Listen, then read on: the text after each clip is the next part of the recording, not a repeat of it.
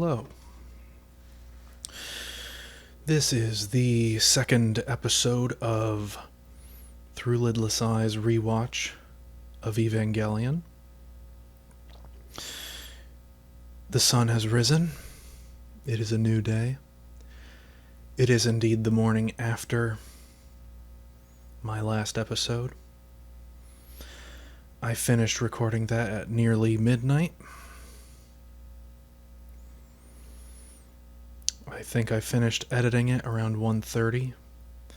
Afterwards I made some salmon and Brussels sprouts. And, wrapped up dinner at about 5 in the morning, at which point I began watching the second film. And I think I'm probably just going to do all four of them more or less back to back. After finishing this movie, I took a shower, and as you can see, I shaved. I've intentionally given myself the Gendo Ikari neck beard, and of course, these yellow tinted glasses to match. I have never given myself this style of facial hair, and I do not believe it is something I will ever do again.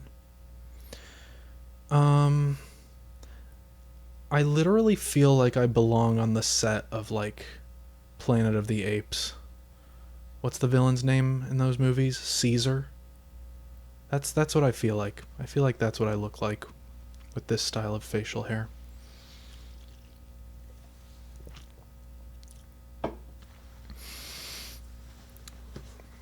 As with the first episode, I've taken some notes. Twice as many notes as I took with the first movie. There's not a terrible lot to talk about regarding popular consensus in terms of, discourse regarding Evangelion at the time, because this movie released not that long after the first one. Not much had really changed. The main thing, I guess, regarding public opinion of this movie is this is the one everyone likes. I mean, I haven't checked on Letterboxd, but I feel like Letterboxd is recent enough that it won't accurately necessarily reflect what people thought about the movie at the time. On my anime list, with the exception of the most recent film, which has only been out for about a month, and I feel like perhaps it may be getting rated highly simply because it's new. I don't know, I haven't seen it yet. I don't really have an opinion on it thus far. Outside of that movie, Evangelion 2.22, You Cannot Advance, is the most high-rated Evangelion film on my anime list, other than, of course, the end of Evangelion cinematic masterpiece. Obviously, that's going to be the most high-rated piece of Evangelion media, period. I don't think that that's controversial to say in the slightest. So that's kind of a part of the angle that I'm going into this with, is why does everyone like Evangelion 2 so much? I think I have an answer, but we're a few pages of notes away from that. Let's talk about the packaging, just like we did for the first one. Well, bam, there it is. It's a little silly, especially compared to the first one. Feature film up at the top in bright orange letters, just in case you were confused. I don't know how you could be confused, given that just below the words feature film are 4 different awards. They are the Best Animation Awards at the 15th Lion Asian Film Festival, official selection of the... wow, that is really small text. It isn't... The clarity of this print job is not nearly sufficient for how small this text is. I literally cannot read that. Some word that starts with an S, International Film Festival of Catalonia. Excellent Animation of the Year award from the Japan Academy Prize. Official selection. Again, can barely read it. I think it's Fan 10 Festival de Anime de Navarra. Something in Spanish. That's, I assume, a location. I don't know this kind of stuff, you know? But it's clear that this is meant to be taken seriously as a genuine piece of kino. The packaging of the first film, of course, featured a bizarre photorealistic depiction of Unit 1. This just features a plain black background, and in front of it, but behind the film's title, Mari Illustrious Makinami. Everyone's favorite character. We'll talk more about her when we start talking about the actual movie. Yeah. I wonder why.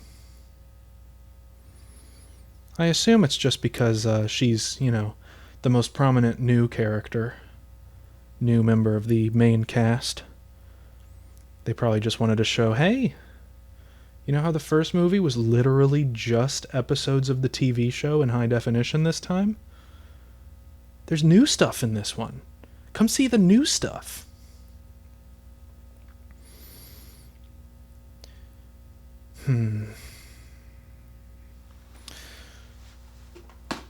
Outside of the new film, it is the longest one. I believe the first and third films are roughly 100 minutes, and this one's closer to 110. 3 might even be more like 90-something.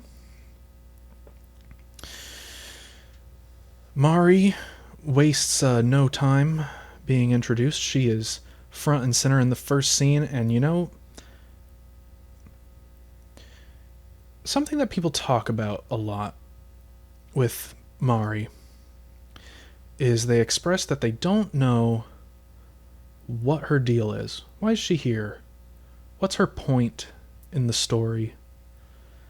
And I feel like it's obvious from scene 1. It's not subtle at all. I used to be a bit more confused, but I think having watched these movies enough times, I get it. It's really obvious why she's here.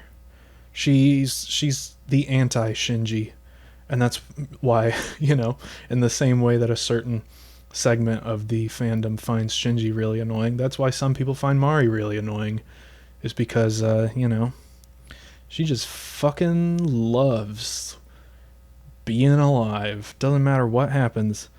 Doesn't matter if she's fighting, getting her shit kicked in. She's just a bundle of joy, singing songs, laughing along, screaming her lungs out.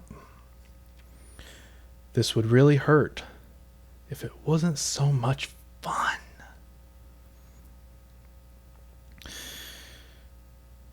And that opening scene, if it wasn't enough already, just the opening scene on its own is its own wild tonal shift from the first movie.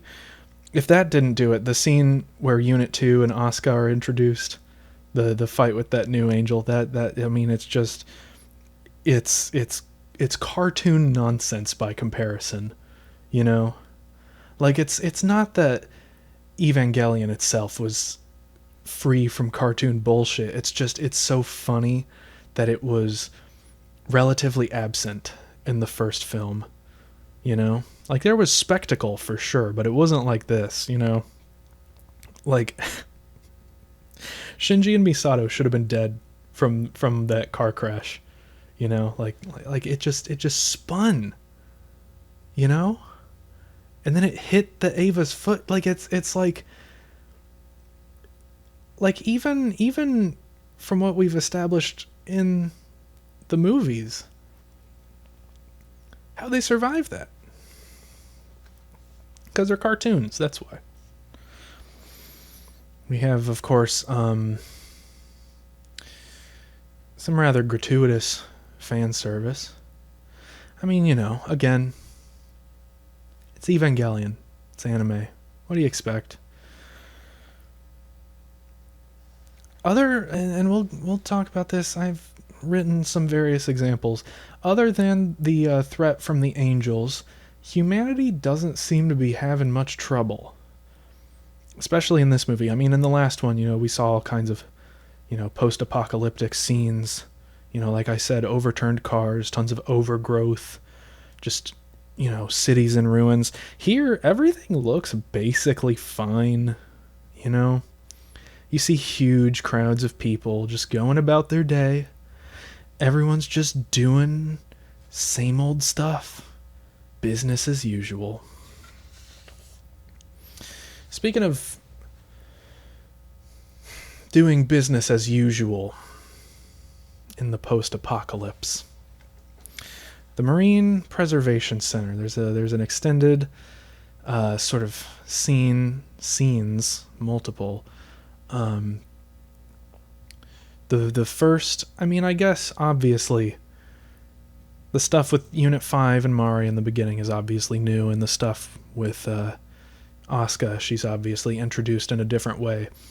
But the Marine Preservation Center is a very long segment in the beginning of the movie, completely original, not an adaptation. Like Asuka being introduced is at least somewhat similar to the way she was introduced in the TV series, but this, aquarium visit, completely new stuff. And they talk about it like it's this miraculous thing, and it is. This marvel of mankind's scientific knowledge. But the only reason that it exists, that it needs to exist, is because mankind fucking destroyed the oceans. And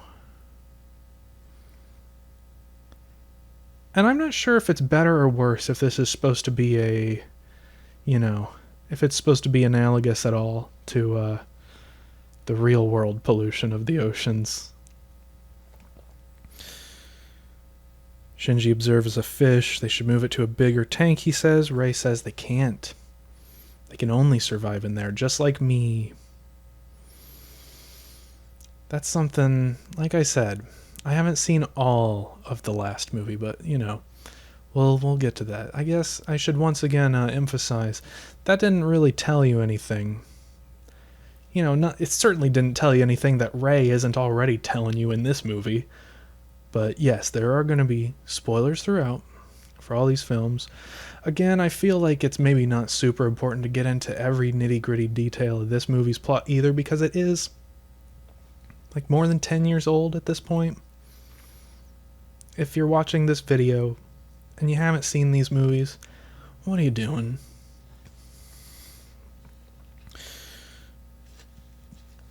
And like I said in the last video, to a large degree, this is ultimately, what is Evangelion about? A big part of it, it's about the division of labor, And of course, in the last video, I talked very generally about it, but gender comes into it to a bit. They're talking in this scene about whether cooking is women's work, and it's like yeah, like. I want to clarify, I'm not saying, yeah, cooking is women's work, but it's not about whether it is, it's about the way that society treats different types of labor, and the way that society expects certain things from different people, and that's ultimately sort of what this is about. The act of piloting the Evangelion is a sort of general symbol for that. Perfectly normal to eat other living things. It'll just be a waste of life if you don't eat it. Kill. Rip and tear until your tummy is full. Shinji says the ocean smells bad. Kaji says that's decaying marine life. It just shows there's living stuff down there, you know? It's good that it smells like shit. If something's shitting, that means it's eating. If something's eating, that means it's alive.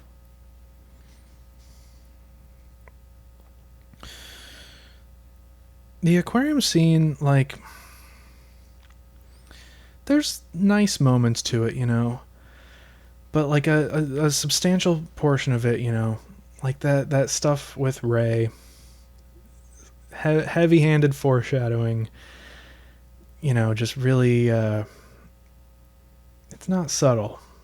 There's a bit where Kaji explains Misato's backstory to Shinji, you know, basically explaining, you know, oh, here's what happened to her dad, and Shinji not only has a flashback to the previous movie where Misato talked about that with him, he also says out loud, oh, she's just like me.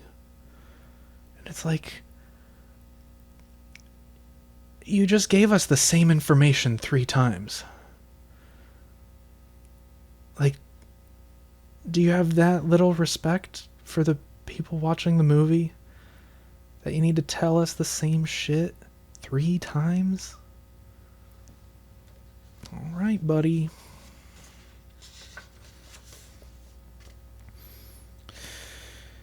And like, again, like I'm saying, like, humanity doesn't seem like it's having much trouble in this movie, you know? It seems like they're thriving. It seems like there's plenty of humans all around, you know? When that angel that's doing like the orbital strike attacks, you know, traffic is just the whole road. Nothing but a sea of cars.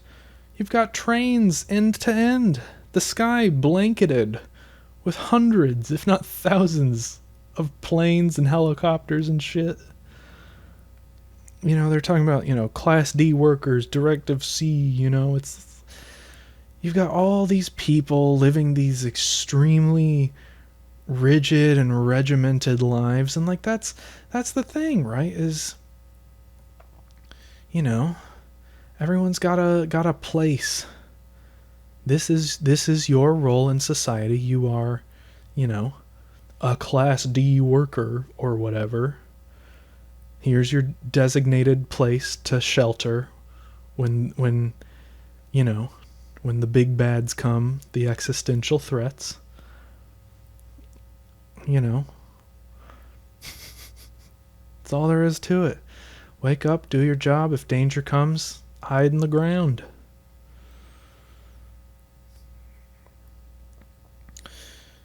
And like the whole sequence where they're catching that angel, you know, Asuka, Rey, and Shinji all in their Evas, all, you know, trying to triangulate the position of this angel that's going to fall down to Earth.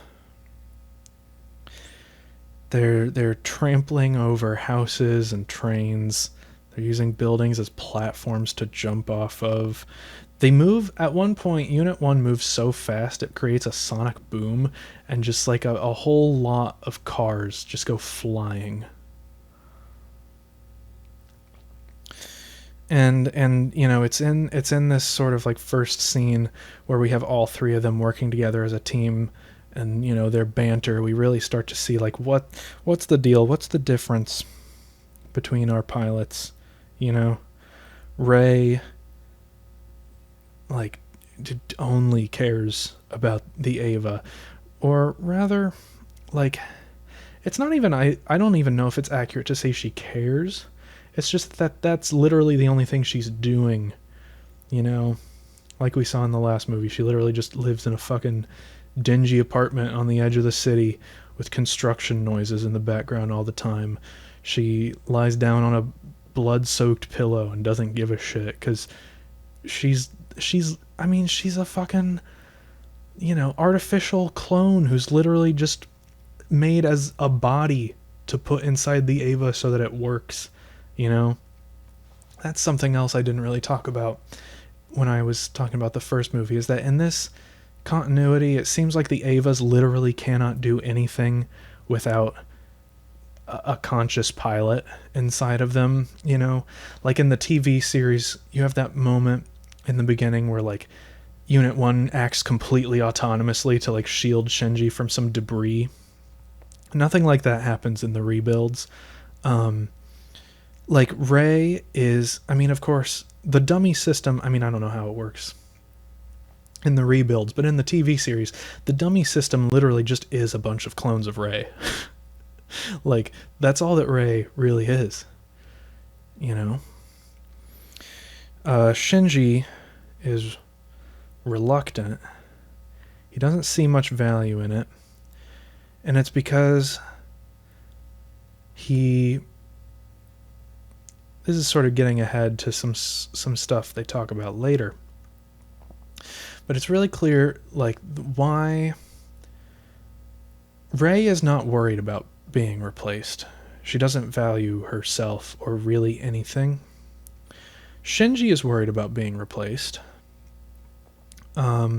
Specifically because he knows if he can be replaced, and he's literally only doing this because other people want him to, then why don't they just have someone else do it? Asuka is a good pilot. The problem is that she completely attaches her self-worth to it. And the idea that she could be replaced is terrifying because of that. Because, you know, if she doesn't have that, where does she derive her self-worth from? And Mari, you know, it's uninteresting on its own. She's not an interesting character outside of just her relation to the other characters as a virtually perfect person who has absolutely no qualms about piloting the Eva.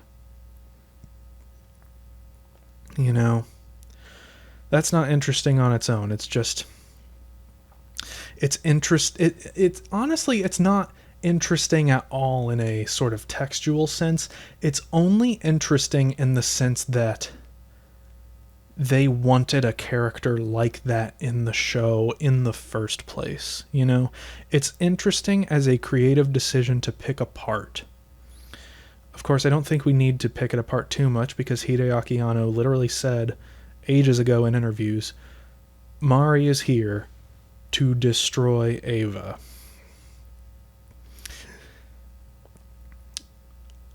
Again, I have not seen the final movie, but I've had, you know, I know some things about it. I'm very curious to see how they're executed. Again, the fan service is off the charts. They just point the camera straight up Asuka's butt. Absolutely. I mean, she's fictional, you know. It's not like necessarily you need, you know, it's not just that she's fictional, she's a cartoon. It's not necessarily that, like, you know, it's an issue of, like, respect or whatever. It's just corny. It's just hard to take seriously when, you know, back to back with that, you have her laying next to Shinji talking about, you know, their personal motivations, and the camera's just, you know, ogling her butt.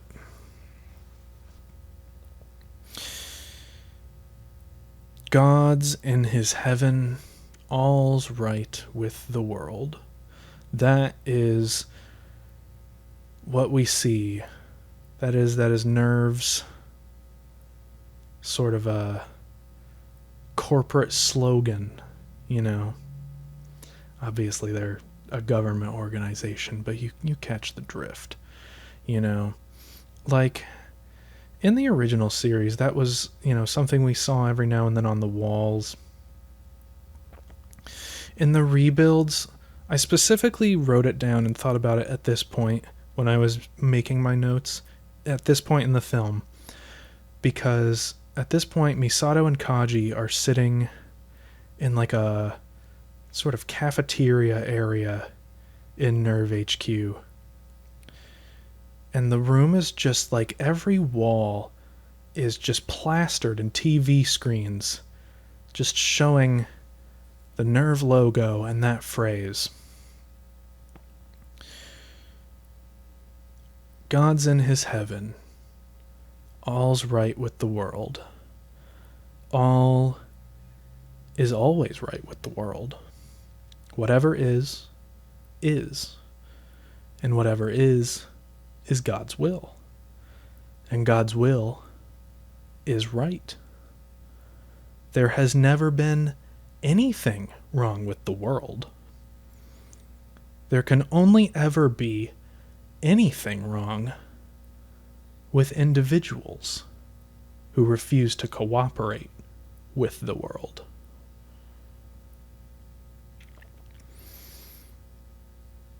Like, Gendo doesn't really care about Rei, right? Right? Like, he agrees when Rei... It's funny to think the whole catalyst for this is Rei eating Shinji's cooking and realizing, like, oh yeah, fuck, food tastes kind of good, huh? I guess it's because, food, living things, kill, eat, shit, live. She realizes that living can be enjoyable. Sometimes it can be fun to eat. Eating tasty. So she comes up with the idea of trying to bring Shinji and his dad together by having a dinner. She asks Gendo, and he initially says no. But then he envisions, basically, he lets Rei's appearance, he lets his emotional guard down because Rei is a clone of his dead wife. Like, that's ultimately all it is. It's just Rei is a clone of his dead wife. She looks like his wife. She asks, hey, do this for your son. And Gendo's like, shit. This is kind of like my wife, huh? Speaking to me from beyond the beyond. Well, shit. I guess I gotta do it.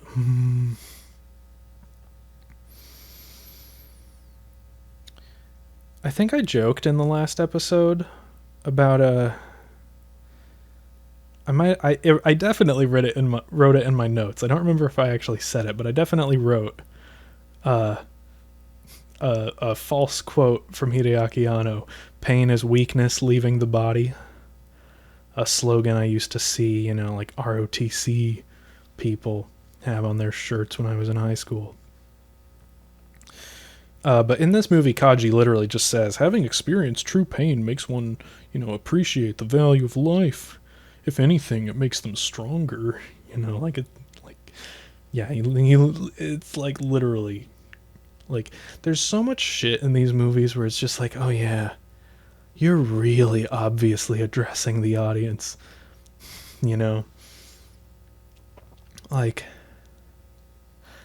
I've been seeing a lot of people on Twitter and shit lately talking about how, like, oh, you shouldn't make the claim that, like, oh, Ono hates otaku or this or that, but, like,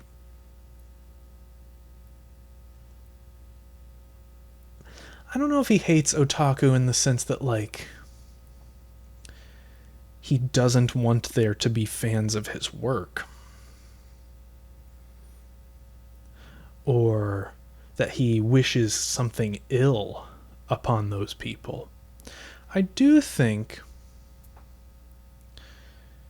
there's that quote from ages ago, where he's talking like, oh, people read porn on the subway and they aren't even ashamed. We're a society of children, like, it seems pretty clear, like, even if he he recognizes that he is in that group of people, he definitely doesn't think that lifestyle is ideal. I think, that being that kind of person is the way to go,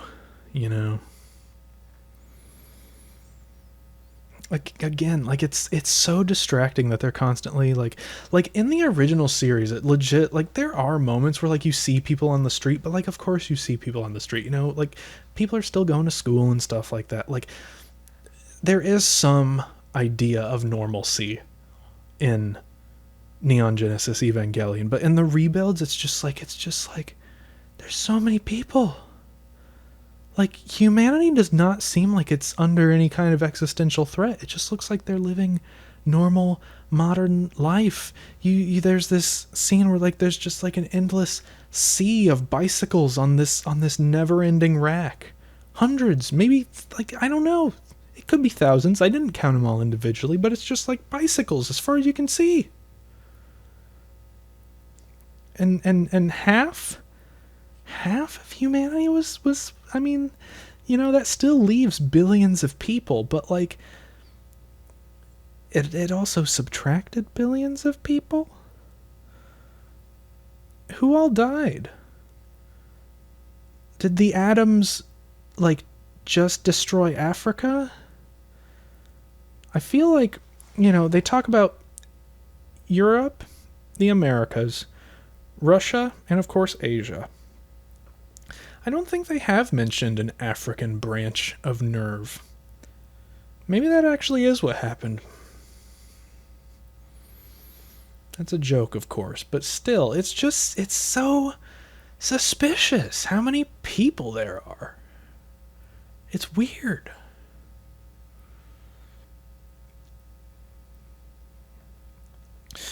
Yeah, the sort of flaws with each of the main Ava pilots are pretty clear at this point. You know, with Rei, mere survival isn't enough. You have to, you know, you have to find some enjoyment value in something. Shinji is only doing things for others. You know, he kind of in a way has the same problem as Rei. It's just that Rei also doesn't feel pressured in the same way that he does by the expectations of his social circle. Asuka, of course, is you know, only doing it for herself. You know, and Mari sort of represents, you know, ostensibly doing the same thing that Rei's doing and just liking it, you know? Like, when do you see her doing fucking anything other than the mission, you know?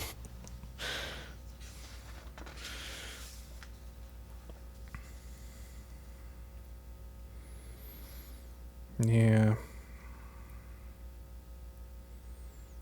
Yeah, that's, and I repeated here, you know, you know, Asuka can't deal with being replaced because she ties so much of her self-worth to being a pilot. Shinji, you know, he ties his self-worth to meeting others' expectations, but if ultimately they don't need him, then what do those expectations really matter, you know? Rei is only just beginning to enjoy living, but of course she can't, you know? Like, she is like not a real person and is literally, you know, just, you know, a factory product made to pilot the Ava, and she can't, you know, spoilers, we'll get into that later. So of course Rei asked Gendo for this dinner, you know. And the movie's been building up to it, you know. You've had, you know, Rei with like cuts all over her fingers and stuff from learning how to chop vegetables and whatnot. You know. And then during a test, Unit 3 and Asuka are infected by an angel. And like as soon as this happens, it cuts to a car. And it just does this ridiculous, like straight out of a spy movie or something, this swerving U-turn, and you see Gendo's in the passenger seat. And it's too fucking much. Like, it's so corny. And then you get to the part where, because Shinji realizes, oh, that's an Evangelion. That's Unit 3. Asuka's inside that fucking thing. I'm not going to kill Asuka. So they activate the dummy system, and they force Unit 1 to do it. And Unit 1 just rips Unit 3 to shreds. Like, you've got fucking... Like, it's kind of, like, gory. Even for Ava. Ava is, it doesn't shy away from blood and violence, but, like, you've got... Unit 1's, like, ripping out this thing's entrails and shit. You've just got, like, intestines on the ground. Mashes its fucking skull in, And in the background during all of this is just this fucking, like children's choir song. And it's very dissonant, tonally. Not in terms of musicality. It is a very, typical harmony that it's going for. But it's just such a... It's whiplash. It's such a contrast. It's like...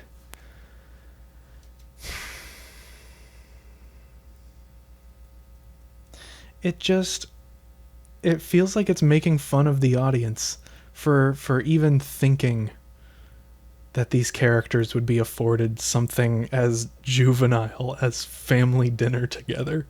Like, it just feels so mean-spirited and spiteful. Not even necessarily edgy. Just, like, mean. Like, it doesn't seem like it's trying to come across as cool. That's usually what stuff is being edgy for. Is it's just trying to, be aesthetically cool. To appeal, to persons of a, certain age or mindset. This just feels mean. Even more mean than... I mean, obviously there's a very similar scene in the TV series, but it's Toji instead. But, like, it's just a whole nother level. Like, they're just really spitting in your fucking face. Like, people talk about how, like, the third movie is, like, the edgy one. But, like, already here, like, we're getting into just absolute nut job territory, And fucking the song, the last lyrics of the song, as Unit 1 is fucking, like, biting into the Unit 3's plug. Till the day we meet again. Which, of course, is going to be like 14 years from that point. Because I don't think Shinji's seeing Asuka again until the third movie, which takes place quite a bit later.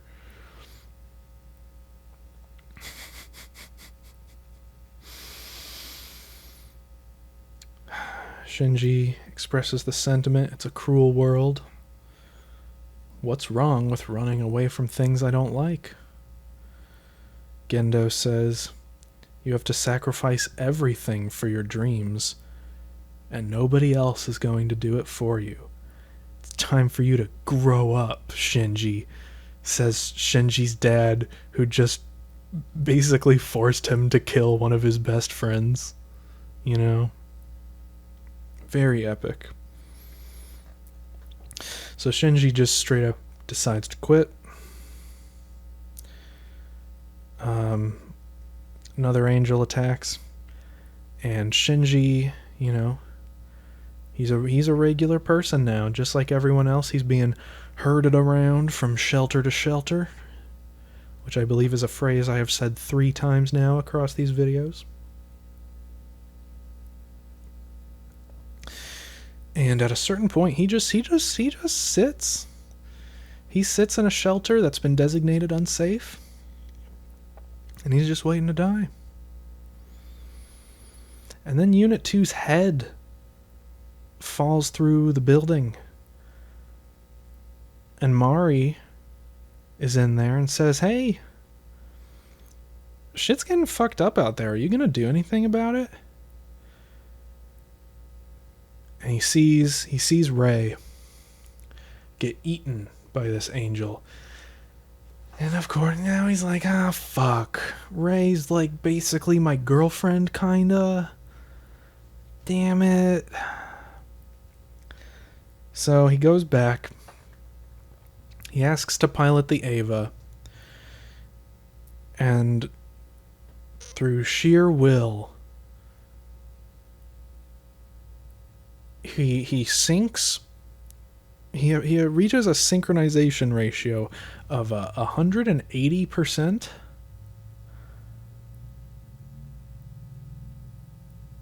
He attains such a powerful state with Unit 1 that he just materializes an arm out of pure AT field energy. You know? And Misato's cheering him on, you know? You're doing what you want. Do it because it's what you want to do. You know, it's what everyone's been saying this whole time, you know? You gotta do what you want. You gotta want it. And Shinji wants it. He wants to save Rei. So he gets in there. And again, Rei says, "I can only survive in here. There's replacements. There's other Reis. They've got fucking millions of me in vats underneath the goddamn geofront." But Shinji, of course, like I said in the last video, he's basically the only member of the main cast who values individuals and their experiences. So he's like, "No, you're Rei. You're the only one of you, you know. There might be more bodies in vats, but they're not going to be the same person. They're not going to have the same experiences. Not going to have the same emotional connection." So he's going to save her. And it's that will to save her that starts Third Impact. You know, Ritsuko, goes into her whole, Book of Revelations nonsense about, God and transcendence and all that. All at the behest of a single human being, just to grant his desire, said as if it's the most horrifying thing in the world. And I guess from the viewpoint of the film, it is. That's why what Shinji is doing is wrong, and why, the outcome of it is catastrophic, is because he's doing what he wants. But he's doing what he wants for his own benefit. He wants to save Rei. And that's wrong. He can't want to save Rei.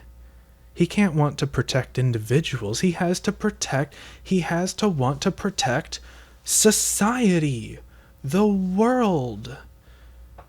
He has to want, but he has to want the same thing as society. He can't want his own individual things that he wants. So when he does something that he wants for himself, it's catastrophic.